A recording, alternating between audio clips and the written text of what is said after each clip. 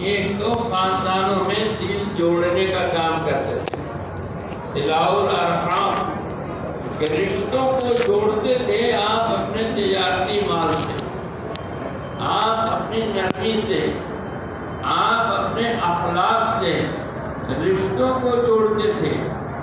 ہماری دعوت اس لیے مؤثر نہیں ہوتی ہے کہ ہماری دعوت سوکھی ہے، ہماری دعوت ڈر نہیں ہے۔ سوکھی ہے ہماری دعوت، سوکھی، ڈر نہیں ہے۔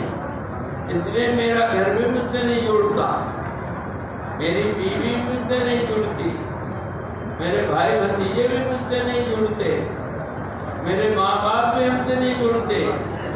ہم چاہتے ہیں کہ قانون کے بندھن میں ان کو باندھ دیں، ہم اللہ کا حکم سنا دیں اور لوگ ہمارے پاس آ جائیں۔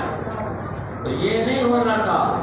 اگر یہ ہونا ہوتا تو اللہ کے رسول صلی اللہ علیہ وسلم اللہ کا حکم سنا دیتے اور اللہ سب کو آپ کا گرویدہ بنا دیتے، لیکن یہ نہیں ہوا۔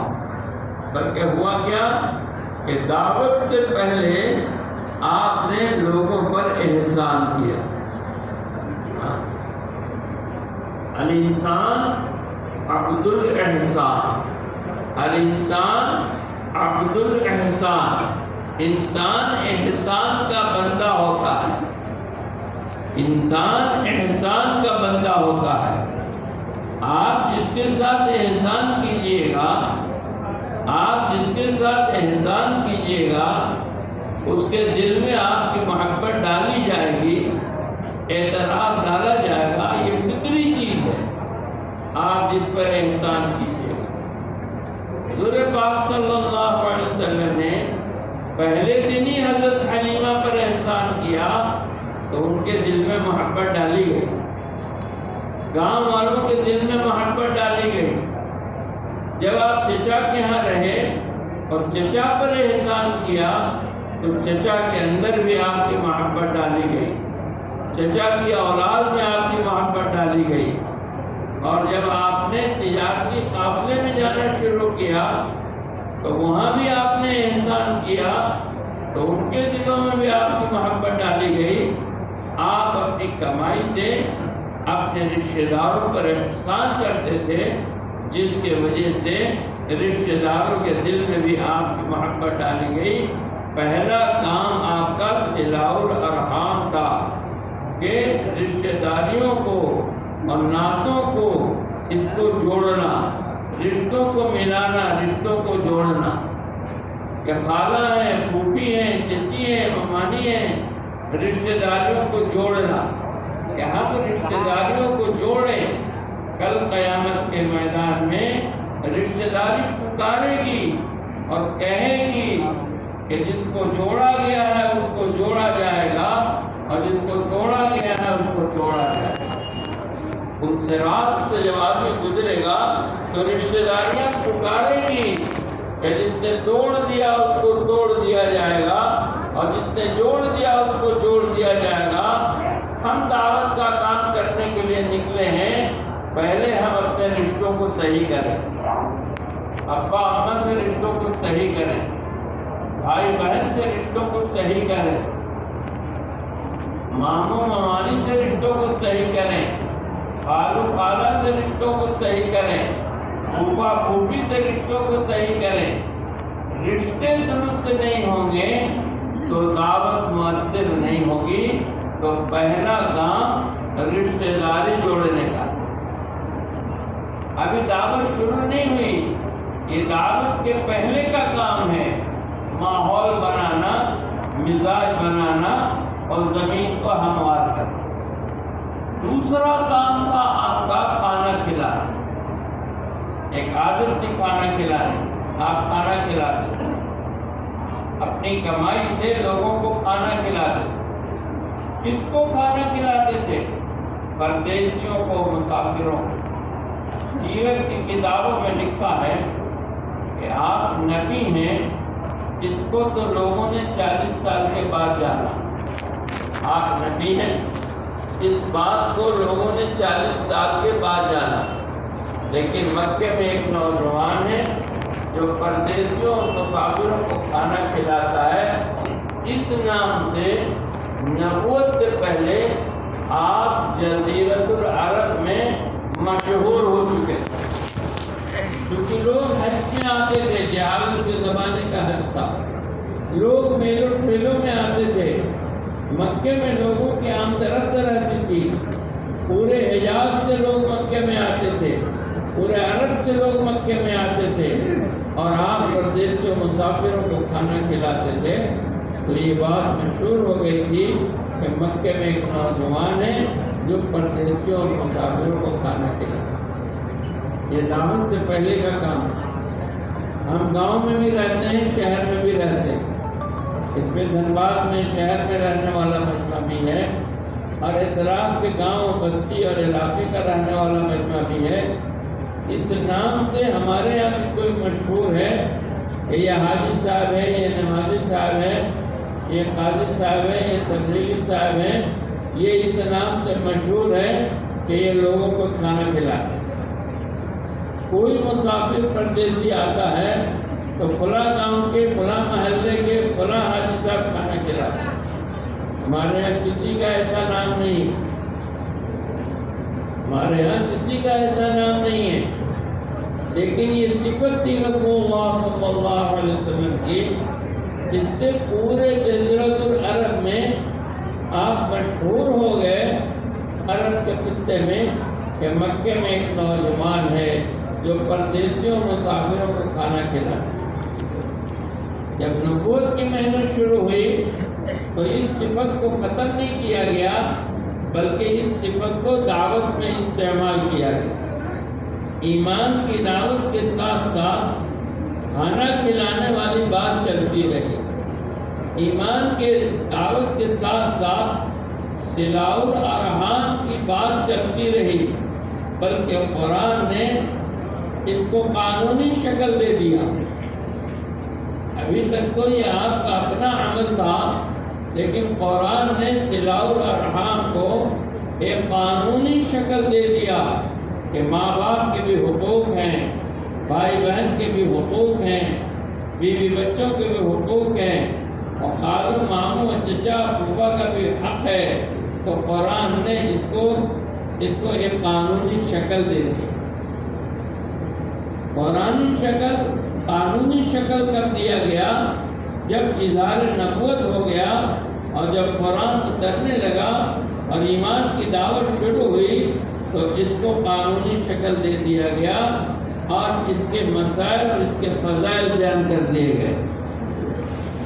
اسی طرح لوگوں کو کھانا کھلانا، جب ایمان کی دعوت شروع ہوئی تو اس کو بھی قانونی شکل دے دیا گیا، اور اس پر بھی احکامات اتر گئے، اس کے فضائل بھی بتا دیے گئے، اور اس کے مسائل بھی بتا دیے گئے کہ بھوکوں کو کھانا کھلانا کیسا ہے، پیاسوں کو پانی پلانا کیسا ہے، ننگوں کو کپڑا پہنانا کیسا ہے، بے مکان والوں کے مکان کا انتظام کرنا کیسا ہے، اس کا قانونی شکل دے دیا گیا، اس کے فضائل بھی بتا دیے گئے، اور اس کے مسائل بھی بتا دیے گئے، اور معاشرے اور سماج پر اس کی ذمہ داری ڈال دی گئی کہ پورا سماج اس بات کا ذمہ دار ہے، اور پورا معاشرہ اس بات کا ذمہ دار ہے، اور گاؤں کے اور محلے کے اور شہر کے ہر مسلمان اس بات کا ذمہ دار ہے کہ بھوکے کو کھانا کھلاوے،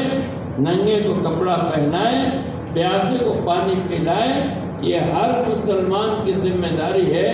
اس کو قانونی شکل دے دیا جب دعوت شروع ہوئی، اور اس کے فضائل بھی بتا دیے اور اس کے مسائل بھی بتا دیے۔ تیسرا کام جو آقا صلی اللہ علیہ وسلم نے دلوں کو زمین کو ہموار کرنے کے لیے اور لوگوں کے دلوں میں محبت پیدا کرنے کے لیے جو تیسرا کام اللہ نے آپ سے کرایا وہ یہ تھا کہ آپ بوجھ والوں کا بوجھ ہلکا کرتے ہیں۔ اگر کوئی بوجھ والا ہے، عام فہم مانا ہے کہ کسی سے کوئی سامان نہیں اٹھ رہا ہے تو ہم نے مدد کر کے اٹھا دیا، ایک معنی تو یہ ہے آسان۔ بوجھ والوں کا بوجھ ہلکا کرنا یہ بڑا وسیع معنی جملہ ہے۔ چھوٹا معنی نہیں ہے، بہت گہرائی ہے اس میں۔ کوئی یتیم ہے تو اس یتیم کا بوجھ اٹھاؤ،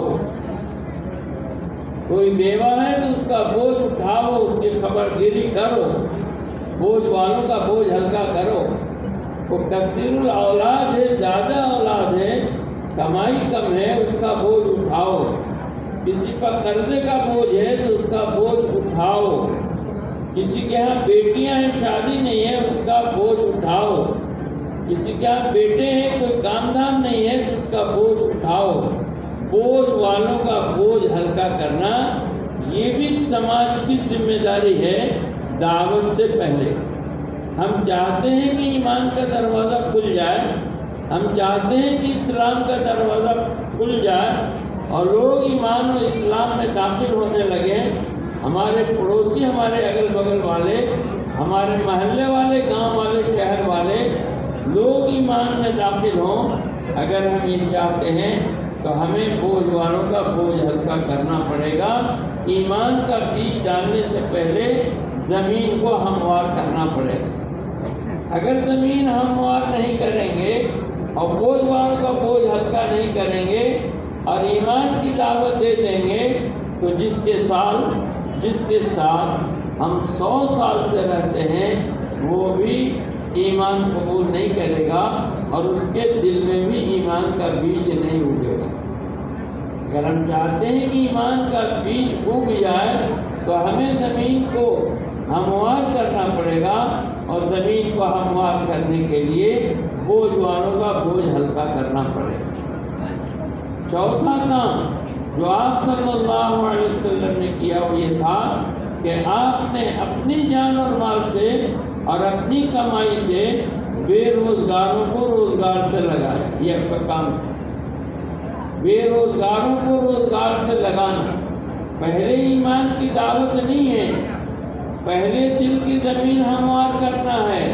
تو دل کی زمین ہموار کرنے کے لیے بے روزگار ہے اس کو روزگار سے لگائیے، اس کا دل نرم ہو جائے گا۔ اب ایمان کا بیج ڈالیے گا، اگ جائے گا۔ ہم دن مانگتے ہیں، ہم دن مانگتے ہیں، ہم 3 دن مانگتے ہیں، ہم 40 دن مانگتے ہیں، ہم 120 دن مانگتے ہیں۔ پہلے دل لو، دن مل جائے گا۔ پہلے دل لو، دن مل جائے گا۔ تو پہلے دل لینا پڑے گا۔ دل تو شفقت سے آئے گا، دل ہمدردی سے آئے گا، دل پیار و محبت سے آئے گا، دل خدمت سے آئے گا، دل لوگوں کے ضرورتوں میں کام آنے سے آئے گا، لوگوں کے ساتھ ہمدردی اور غمگساری کرنے سے آئے گا، اور پھر ان کے لیے راتوں کو اٹھ کر گرم گرم آنسو بہانے سے آئے گا۔ زمین جوتتے بھی ہیں اور پھر نرم کرنے کے لیے پانی پٹاتے بھی ہیں، یہ دونوں کام ہوتا ہے۔ تو دل کی زمین کو جوتنا بھی ہے کہ کاہے سے جوتنا ہے کہ دل کی زمین کو ہمدردی سے جوتنا ہے، محبت سے جوتنا ہے، پیار سے جوتنا ہے، خدمت سے جوتنا ہے، نرمی سے جوتنا ہے، تواضع سے جوتنا ہے، اور دل کی زمین میں گرم گرم آنسو بہا کے اس کو پانی پٹا کے اس کو نرم بھی کرنا ہے۔ سیدھے ہم بیج ڈالنے چلے گئے، دل کی زمین کو نرم نہیں کیا، آنسو بہا کے اس کو پٹایا نہیں، تو یہ بیج اگے گا نہیں، یہ بیج تو برباد ہو جائے گا، اگے گا نہیں۔ یہی وجہ ہے کہ سینکڑوں سال سے ہم ملک میں رہتے ہیں، ہمارے پڑوسی ہر مذہب ملت کے لوگ ہیں، ہر ذات برادری کے لوگ ہیں، ہر رنگ اور نسل کے لوگ ہیں جن کے ساتھ ہم رہتے ہیں، لیکن 100-200 سال میں کوئی ہماری زندگی دیکھ کر ایمان میں داخل نہیں ہوا اور اسلام کا دروازہ کسی کے لیے نہیں کھلا، حالانکہ ہمارے پاس بڑی بڑی مساجد بھی ہیں، ہمارے پاس بڑی بڑی مساجد ہیں، ہمارے پاس بڑے بڑے مدارس بھی ہیں، ہمارے پاس مکاتب بھی ہیں، ہمارے پاس نماز روزہ حج و زکوٰۃ بھی ہیں، ہم آج لیکن اس کے باوجود لوگوں کا دل مائل نہیں ہوا ایمان کی طرف اور اسلام کی طرف، نہ مسلمان ہمارے ساتھ جڑا اور نہ دوسرے لوگ ہمارے ساتھ جڑے، کوئی ہمارے ساتھ آنے کے لیے تیار نہیں ہوا۔ ہم 50 سال سے نمازی ہیں لیکن ہماری بیوی نمازی نہ بن سکی۔ ہم 50 سال سے نمازی ہیں، ہمارا بچہ نمازی نہ بن سکا۔ ہم 50 سال سے حاجی ہیں لیکن ہمارا پڑوسی دیندار نہیں بن سکا، اس لیے کہ ہم نے وہ کام نہیں کیا دلوں کو ہموار کرنے کا اور دل کی زمین کو نرم کرنے کا جو رسول اللہ صلی اللہ علیہ وسلم نے کیا۔ ہم نے نصیحتیں کی لوگوں کو، ہم نے حق سنایا لوگوں کے سامنے۔ حق سنا دینے سے حق کوئی نہیں لے لیتا، حق سنا دینے سے کوئی حق نہیں لیتا، بلکہ حق سنانے سے پہلے حق کو قبول کرنے کے لیے دل کی زمین کو تیار کرنا پڑتا ہے۔ ہم سمجھتے ہیں کہ ہم مائک لگا کے حق سنا دیں گے لوگ بدل جائیں گے، اجتماع ہوتا رہے گا، جلسے جلوس ہوتے رہیں گے، حق ہم سنتے سناتے رہیں گے، لیکن دل کی زمین قبول نہیں کرے گی جب تک کہ دل کی زمین کو ہموار نہیں کیا جائے گا۔ چاہے وہ میری بیوی ہو، چاہے وہ میرے ماں باپ ہو، چاہے وہ ہمارے بھائی بہن ہوں، چاہے ایمان والے ہوں، چاہے غیر ایمان والے ہوں، دلوں کی زمین کو نرم کرنے کے لیے ایک ہی کام کرنا پڑے گا کہ ہمدردی کرنی پڑے گی، غم گساری کرنی پڑے گی، محبت کرنی پڑے گی، پیار کرنا پڑے گا، لوگوں کے ضرورتوں میں کام آنا پڑے گا۔ جب یہ کام ہم کریں گے تو دلوں کے زمین میں نرمی آئے گی اور استعداد پیدا ہوگی حق کو قبول کرنے کا۔ اب ہم حق بولیں گے تو حق قبول ہوگا۔ نبی پاک صلی اللہ علیہ وسلم تشریف لے جا رہے ہیں، ایک بڑی بی آپ سے ملی، راستے میں آپ نے دیکھا ایک بڑی بی ہے، بوڑھی عورت ہے، اس کا سامان بھاری ہے۔ آپ نے دریافت فرمایا اماں جی کہاں کا ارادہ ہے؟ کہنے لگی کہ میں مکہ چھوڑ کے جا رہی ہوں باہر، کہیں دوسری جگہ کا ارادہ کیا۔ آپ صلی اللہ علیہ وسلم نے پوچھا کہ مکہ چھوڑ کے کیوں جا رہی ہیں؟ کہنے لگی کہ مکے میں ایک بے دین آدمی آ گیا ہے جو ہمیں ہمارے مذہب سے ہٹاتا ہے، جو ہمیں ہمارے دین سے ہٹاتا ہے۔ ایک بے دین آ گیا ہے مکے میں جو ہمیں ہمارے دین سے ہٹاتا ہے، اس کی وجہ سے ہم مکہ چھوڑ کے جا رہے ہیں۔ آپ صلی اللہ علیہ وسلم نے اس کو وہاں دعوت نہیں دی، بیج نہیں ڈالا وہاں۔ کیوں نہیں ڈالا؟ کہ ابھی زمین ہموار نہیں۔ اگر ابھی ہم بیج ڈال دیں گے تو یہ بیج نہیں اگے گا، یہ ختم ہو جائے گا، یہ اگنے کی استعداد کھو دے گا، ضائع ہو جائے گا بیج۔ آپ نے وہاں بیج نہیں ڈالا، آپ نے وہاں ایمان کی بات نہیں کی، وہاں دین کی بات نہیں کی، بلکہ آپ نے دل کی جتائی شروع کی کہ دل جو تو اس کا نرم کرو، احسان کرو اس پر۔ تو کیا کہا کہ بڑی بھی آپ کا سامان بھاری میں پہنچا دو؟ تو بڑی بھی نے کہا ہاں بیٹا پہنچا دو، اب یہ دل کی جتائی ہو رہی ہے، بوجھ والوں کا بوجھ ہلکا ہو رہا ہے، اب دل کی زمین کو نرم کیا جا رہا ہے۔ جب اس کی جگہ آ گئی، منزل آ گئی، تو اس نے کہا بیٹا میں آ گئی، مجھے ہی چھوڑ۔ آپ نے چھوڑ دیا وہاں۔ اس نے کچھ پیسے نکالے اور آپ کو دینے کی کوشش کی کہ بیٹا یہ اجرت لے لو، تم نے محنت کیا۔ آپ نے کہا یہ میں نے اللہ کے لیے کیا۔ کس کے لیے کیا ہے؟ یہ میں نے اللہ کے لیے کیا ہے۔ اب دل کی زمین نرم ہو چکی ہے، میں نے اللہ کے لیے کیا ہے۔ اتنا پیارا بچہ، اتنا اچھا بچہ، اتنا نیک بچہ، اتنا خلیق بچہ یہاں تک سامان لے کے پہنچایا، اجرت کوئی نہیں لی. بیٹا کون ہو تم؟ کون ہو بیٹا تم؟ اماں جی میرا ہی نام محمد. اماں جی میرا ہی نام محمد ہے. بیٹا تو بہت اچھا ہے، بیٹا تو بہت اچھا ہے. ابھی تو سارا برا بھلا کہہ رہے تھے، ابھی کہنے لگی بیٹا تو بہت اچھا ہے. تو کیا کہتا ہے؟ کہ میں یہی کہتا ہوں کہ اللہ ایک ہے اور میں اس کا رسول ہوں. کہنے لگی بیٹا یہ کلمہ تو مجھے بھی پڑھا دے. اگر آپ اس کے دل کی زمین کو نرم کیے بغیر ایمان کا بیج ڈال دیتے تو وہ نہیں اگتا. اگر آپ ڈانٹ دیتے اور کہہ دیتے بڑی بھی زبان سنبھال کے بات کر، اللہ کے نبی کے لیے ایسا گستاخانہ جملہ استعمال کر رہی ہے، اللہ سے ڈر، پکڑی جائے گی تو. بات یہ حق تھی اگر کہتے تو، نہ حق نہیں تھی. لیکن اس حق بات کے کہنے کا وہ محل نہیں تھا.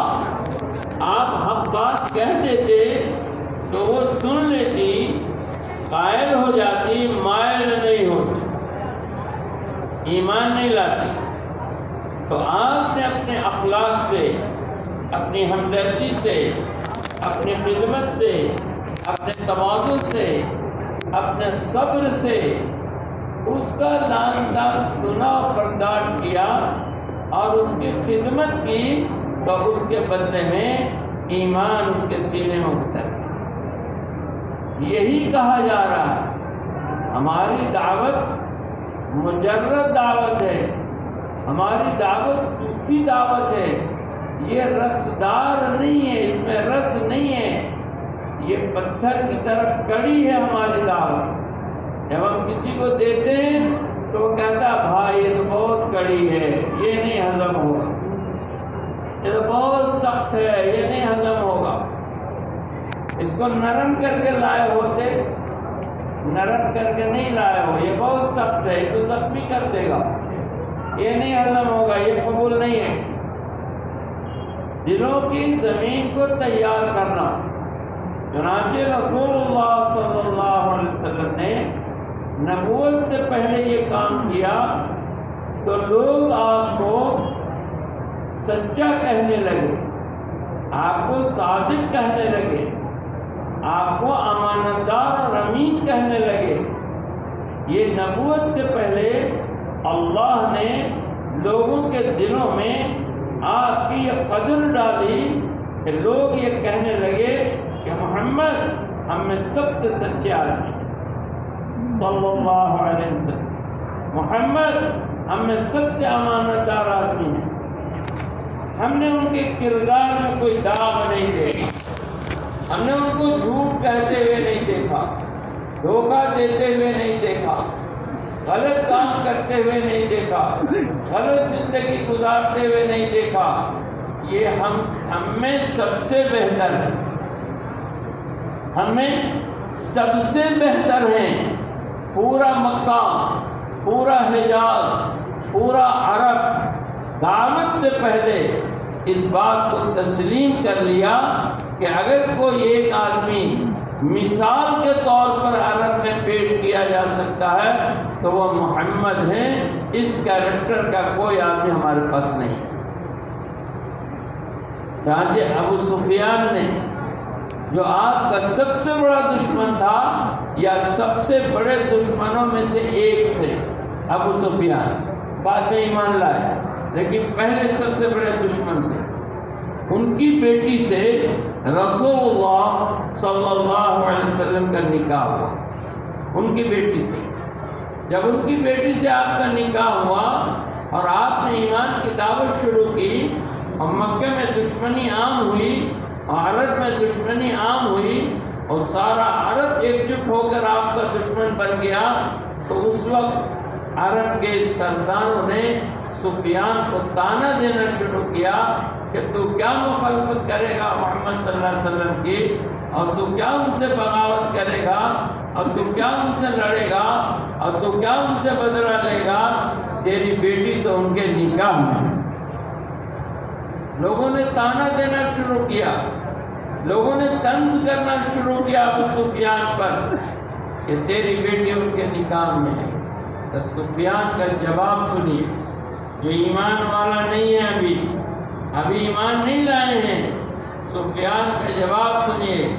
سفیان کہہ رہے ہیں ٹھیک ہے، ہماری عداوت ہے، ہماری دشمنی ہے، ہم ان کے ساتھ نہیں ہیں، ہم تو ان سے جنگ کرتے ہیں اور جنگ کرنے کے لیے تیار ہیں، لیکن یہ بتاؤ کہ پورے مکے میں، پورے حجاز میں، پورے عرب میں محمد جیسا ایک جوان لا دو۔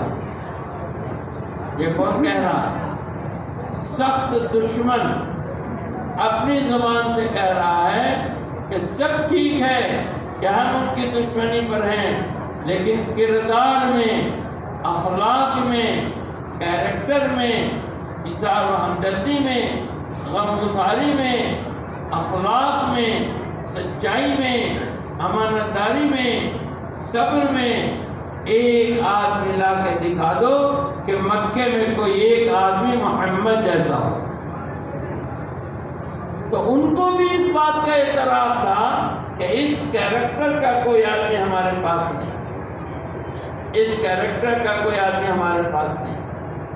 شراب عام تھی، جیسا کہ مولانا نے سنایا آپ کو شراب کے بارے میں، لیکن حضرت محمد صلی اللہ علیہ وسلم نے یتیمی کی حالت میں تھے، کوئی تربیت کرنے والا نہیں تھا، کوئی سر پہ ہاتھ رکھنے والا نہیں تھا، کوئی دیکھ بھال کرنے والا نہیں تھا، لیکن آپ نے کبھی شراب کو ہاتھ نہیں لگایا۔ اس زمانے میں نبوت سے پہلے پیدائش سے لے کر 40 سال تک آپ نے کبھی شراب کو ہاتھ نہیں لگایا۔ پیدائش سے لے کر 40 سال تک آپ نے کبھی بت پرستی نہیں کی، کسی بت کو ہاتھ نہیں لگایا۔ جب بیت اللہ شریف کی تعمیر ہو رہی تھی تو اس تعمیر کے وقت آپ چھوٹے تھے، آپ بھی پتھر ڈھو کے لے جاتے تھے، تو آپ کے چچا نے یہ چاہا کہ آپ کا تہبند اتار دیں، بچے ہیں ننگے بھی ہو جائیں گے تو کیا ہوا، آپ کا تہبند اتار کے آپ کے کندھے پہ رکھ دیں تاکہ پتھر لے جانے پر یہاں کندھے میں داغ نہ پڑے۔ تو جیسے ہی تہبند کو ہاتھ لگایا آپ بے ہوش ہو کے گر گئے۔ ایک جگہ ناچ گانے کی مجلس تھی، آپ کے ہم عمر ساتھیوں نے کہا چلو، آپ چلے، لیکن راستے میں آپ کو نیند آ گئی اور جب اٹھے سو کے تو صبح ہو چکی تھی۔ کبھی اللہ نے کوئی مکروہ عمل میں بھی آپ کو شریک ہونے نہیں دیا، اللہ نے آپ کی ایسی حفاظت کی۔ میرے بھائیوں، بزرگوں، دوستوں، ہمارا جو یہ کام ہے، میں نے عرض کیا کہ نبی پاک صلی اللہ علیہ وسلم خود حرکت میں رہے، اپنے مجمع کو حرکت میں رکھا۔ حرکت زندگی ہے، جمود موت ہے۔ ہمارا جو یہ کام ہے یہ اسی دعوت کو سیکھنے والا کام۔ ہم اس طرح کے داعی بنے نہیں ہیں، ہم تو دعوت سیکھ رہے ہیں۔ پانچ یادگار رحمۃ اللہ علیہ کہتے تھے کہ دعوت ابھی شروع کہاں ہوئی، ابھی تو ہم دعوت سیکھ رہے ہیں۔ نبوی دعوت کو ہم سیکھ رہے ہیں، ابھی دعوت شروع کہاں ہوئی، ابھی دعوت شروع نہیں ہوئی، ابھی تو ہم نبوی دعوت کو سیکھ رہے ہیں۔ کہا دعوت کب شروع ہوگی؟ کہ دعوت اس وقت شروع ہوگی جب ہم قافلے لے کر عام انسانوں میں جانے لگیں گے۔ ابھی اپنی جماعت اپنوں میں جاتی ہے، اپنی جماعت اپنوں میں جاتی ہے، اپنوں میں سنو، اپنی جماعت اپنوں میں جاتی ہے۔ جماعت کا رخ بنتا ہے کہاں کا؟ دھنباد کا۔ کس مسجد میں جائے گی؟ تو فلاں مسجد۔ کیوں مسجد کا رخ بنتا ہے؟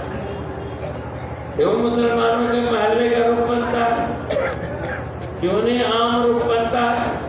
اس لیے نہیں بنتا ہے کہ جس دن جماعتوں کا عام رخ بننے لگے گا اور عام دعوت دی جانے لگے گی تو اس وقت جو ہمارے سامنے منظر قائم ہوگا وہ ہر شہر مکہ بن جائے گا۔